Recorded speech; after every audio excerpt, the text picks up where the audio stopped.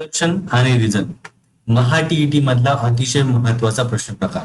बरेचसे विद्यार्थी याच प्रश्न प्रकारामुळे कन्फ्युजन मध्ये येत असतात. आज पाहूया ॲझर्शन आणि रिझन महा-टी-ई-टी 2026 साठी. तर पहा, पहिला प्रश्न आहे, भाषा शिक्षणात विद्यार्थ्यांचा सक्रिय सहभाग महत्वाचा असतो. ही आहे ॲझर्शन. हा दावा आहे म्हणजे ॲझर्शन आहे. रिझन काय आहे, कारण काय, तर सक्रिय सहभागामुळे विद्यार्थ्यांना भाषेचा प्रत्यक्ष वापर करता येतो. म्हणजे काय, तर हे जे आहे दुसरं वाक्य हे कारण असलं पाहिजे पहिल्या दाव्याचं. म्हणजेच आपण असं म्हणूया, सक्रिय सहभागामुळे विद्यार्थ्यांना भाषेचा प्रत्यक्ष वापर करता येतो, म्हणून भाषा शिक्षणात विद्यार्थ्यांचा सक्रिय सहभाग महत्वाचा असतो. या प्रकाराने जर विचार केला तर आपण त्यामध्ये कन्फ्यूज होत नाही. ऑप्शन ए आहे. आता यामध्ये इथून पुढचे जे काही प्रश्न असतील ते सर्व तुम्हाला सर्वांचे जे ऑप्शन आहेत ते याच प्रकारे दिसणार आहेत. पहिला ऑप्शन हाच असणार, दुसरा ऑप्शन हाच असणार, तिसरा हाच आणि ऑप्शन डी सुद्धा हाच असणार आहे. पहिला ऑप्शन काय, तर ए आणि आर हे दोन्ही बरोबर आहेत. हे पण बरोबर आहे, हे पण बरोबर आहे.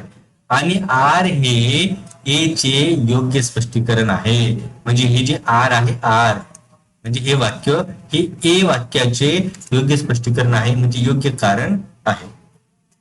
दुसरा ऑप्शन काय, तर ए आणि आर दोन्ही बरोबर आहेत. हे वाक्य आपापल्या ठिकाणी बरोबर आहेत, पण आर हे ए चे योग्य स्पष्टीकरण नाही. हे जे कारण आहे हे योग्य नाही. ऑप्शन सी आहे, ए बरोबर आहे पण आर चुकीचे आहे. ए बरोबर परंतु आर चुकीचा. आणि ऑप्शन डी, ए चुकीचे परंतु आर बरोबर आहे. ए चुकीचे परंतु आर काय आहे, बरोबर आहे. तर आपल्याला यामागची जी कारण मीमांसा आहे ती करता आली पाहिजे. तर विद्यार्थी मित्रांनो, सक्रिय सहभागामुळे विद्यार्थ्यांनी जर सक्रिय सहभाग घेतला तर विद्यार्थ्यांना प्रत्यक्ष भाषेचा वापर करता येतो, म्हणून भाषा शिक्षणात विद्यार्थ्यांचा सक्रिय सहभाग महत्वाचा असतो. बरोबर आहे. विद्यार्थ्यांनी जर सक्रिय सहभाग घेतला तर विद्यार्थ्यांना भाषेमध्ये जर त्यांचा सहभाग वाढवला गेला तर त्यांचा काय होतो, भाषेचा विकास होतो आणि म्हणूनच त्यांचा सक्रिय सहभाग वाढवणं गरजेचं आहे. ठीक आहे, मग बरोबर आहे, ए बरोबर आहे आणि आर बरोबर आहे. ठीक आहे, आणि त्याशिवाय आर हे ए चे योग्य स्पष्टीकरण सुद्धा आहे. हे एकमेकांवरती अवलंबून आहे. बरोबर की नाही. ऑप्शन काय असणार आहे आपलं, कोणतं करेक्ट ऑप्शन असणार आहे, असणार आहे option A. Option A correct answer. Formative assessment फक्त अंतिम गुणांसाठी वापरले जाते. आणि रिझन काय, दर्शन आपण पाहिलं. रिझन आहे, फॉर्मेटिव्ह असेसमेंट विद्यार्थ्यांच्या सतत प्रगतीचे निरीक्षण करते. ठीक आहे, फॉर्मेटिव्ह असेसमेंट विद्यार्थ्यांच्या सतत प्रगतीचे निरीक्षण करते, हे कारण आहे. आणि फॉर्मेटिव्ह असेसमेंट फक्त अंतिम गुणांसाठी वापरले जाते, हे बरोबर आहे का. तर या ठिकाणी ऑप्शन ए आणि ऑप्शन बी, ऑप्शन सी आणि ऑप्शन डी यापैकी आपल्याला योग्य उत्तर निवडायचं आहे. तर आपण पाहूया, फॉर्मेटिव्ह असेसमेंट हे फक्त अंतिम गुणांसाठी वापरलं जातं का, तर नाही, हे फक्त अंतिम गुणांसाठी नसतं. बरोबर की नाही. आणि फॉर्मेटिव्ह असेसमेंट विद्यार्थ्यांच्या सतत प्रगतीचे निरीक्षण करते, हे मात्र बरोबर आहे. फॉर्मेटिव्ह असेसमेंट हे विद्यार्थ्यांच्या सतत प्रगतीचे निरीक्षण करतं. मग काय असणार आहे या प्रश्नाचं उत्तर, तर या प्रश्नाचं उत्तर असणार आहे, ए चुकीचे आहे पण आर बरोबर आहे. ए चुकीचे आहे परंतु आर बरोबर आहे. ठीक आहे, या ठिकाणी फॉर्मेटिव्ह असेसमेंट म्हणजे तुम्हाला माहित असेल, आकारिक मूल्यमापन असं त्याला आपण म्हणतो. प्रश्न तिसरा आहे, ॲझर्शन रोल प्ले कृती संवाद कौशल्य विकसित करण्यास मदत करते. रोल प्ले मुळे कृती संवादाच्या कौशल्यामध्ये विकास होतो. त्याचं कारण काय, विद्यार्थ्यांना काल्पनिक परिस्थितीत भाषा वापरण्याची संधी मिळते. बरोबर की नाही. विद्यार्थ्यांना काल्पनिक परिस्थितीत भाषा वापरण्याची संधी मिळते, बरोबर आहे. आणि म्हणूनच कृती संवाद कौशल्य विकसित करणं महत्वाचं आहे. कृती संवाद कौशल्य विकसित करण्यास मदत करते. रोल प्ले काय करतं, कृती संवाद कौशल्य विकसित करण्यास मदत करतं. मग काय असणार या प्रश्नाचं उत्तर, ए आणि आर दोन्ही बरोबर आहेत आणि आर हे ए चे योग्य स्पष्टीकरण आहे. आदर्शन काय आहे? भाषा शिकवताना चुका पूर्णपणे टाळल्या पाहिजेत. भाषा शिकवताना चुका पूर्णपणे टाळल्या पाहिजेत. आणि त्याचं कारण काय? चुका या शिकण्याच्या प्रक्रियेचा नैसर्गिक भाग असतात. ठीक आहे. तर या ठिकाणी पहा, चुका या शिकण्याच्या प्रक्रियेचा नैसर्गिक भाग असतात. हे वाक्य बरोबर आहे. भाषा शिकवताना चुका पूर्णपणे टाळल्या पाहिजेत. हे चुकांना टाळायचं असतं का? तर नाही. म्हणून या ठिकाणी ए चुकीचे आहे आणि आर हे चुकीचे आहे आणि आर बरोबर आहे. आर बरोबर आहे. चुकांना या ठिकाणी टाळल्या पाहिजेत हे वाक्य चुकीचं आहे. कन्स्ट्रक्टिव्हिस्ट अप्रोच मध्ये विद्यार्थी स्वतः ज्ञान निर्माण करतात. रिझन काय?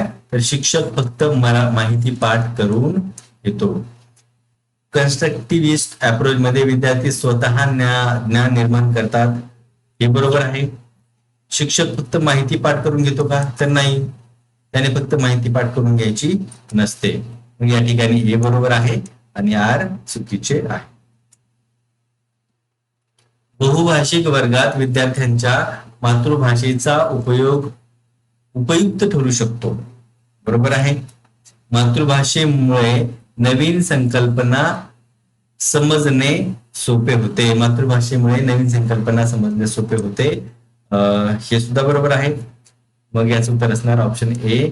ए आणि आर दोन्ही बरोबर आहेत आणि आर हे याचे योग्य स्पष्टीकरण सुद्धा आहे. म्हणूनच काय, तर या ठिकाणी जर मातृभाषेमुळे जर नवीन संकल्पना विद्यार्थ्यांना समजत असतील तर त्याचा जो उपयोग आहे बहुभाषिक वर्गामध्ये मातृभाषेचा उपयोग करणं अतिशय गरजेचं आहे आणि ते उपयुक्त ठरू शकतं.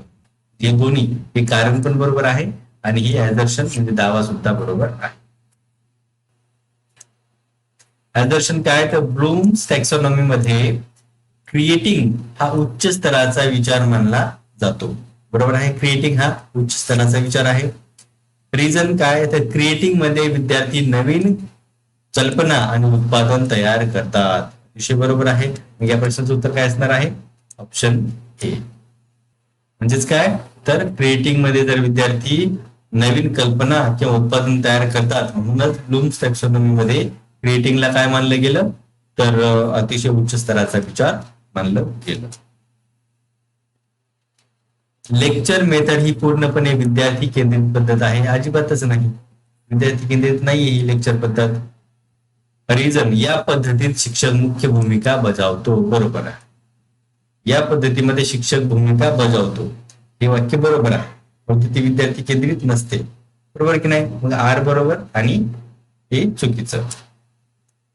हे चुकीचे पण आर बरोबर आहे. पुढचा ऑप्शन, लिसनिंग स्किल विकसित करण्यासाठी वास्तविक संवाद ऐकवणे प्रभावी ठरते. बरोबर.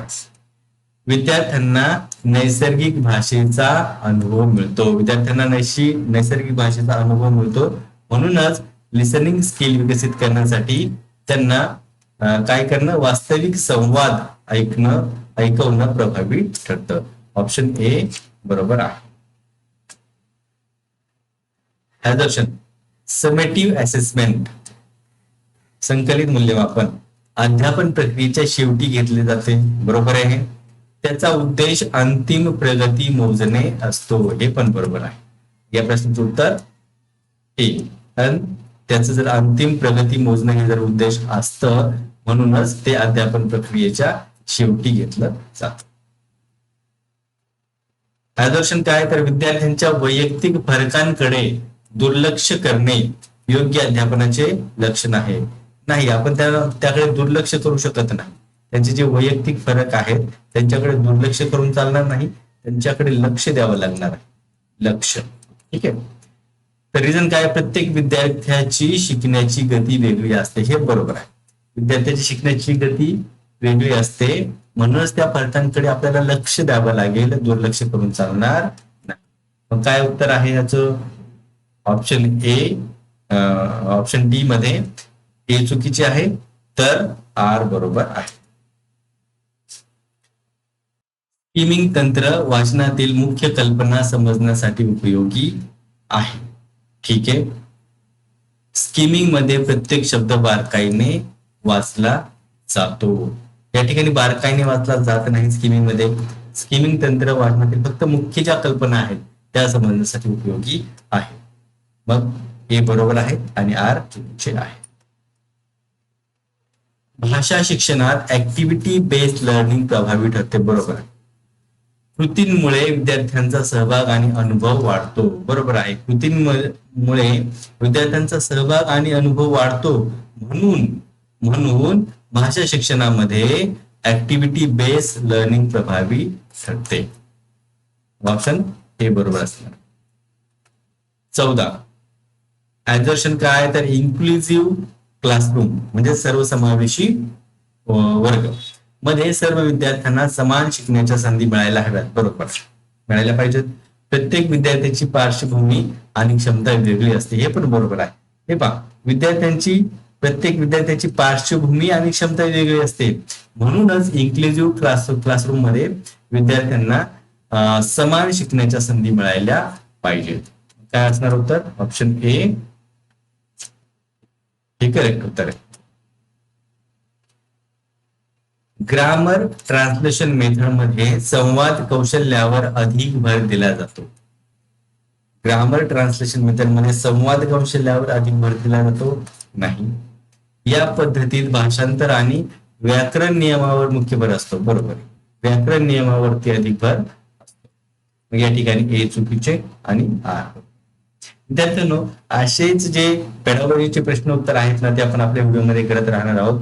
तुम्हाला फक्त एकच रिक्वेस्ट आहे की तुम्ही कमेंट्स करत जा. कमेंट मधून मला नेमकं कळेल की तुम्हाला कोणत्या प्रकारच्या प्रश्नांची गरज आहे. तुम्ही डिमांड करू शकता. त्या पर्टिक्युलर टाईपच्या प्रश्नांवरती आपण व्हिडिओ बनवूया. भेटूया पुन्हा अशाच व्हिडिओमध्ये. तोपर्यंत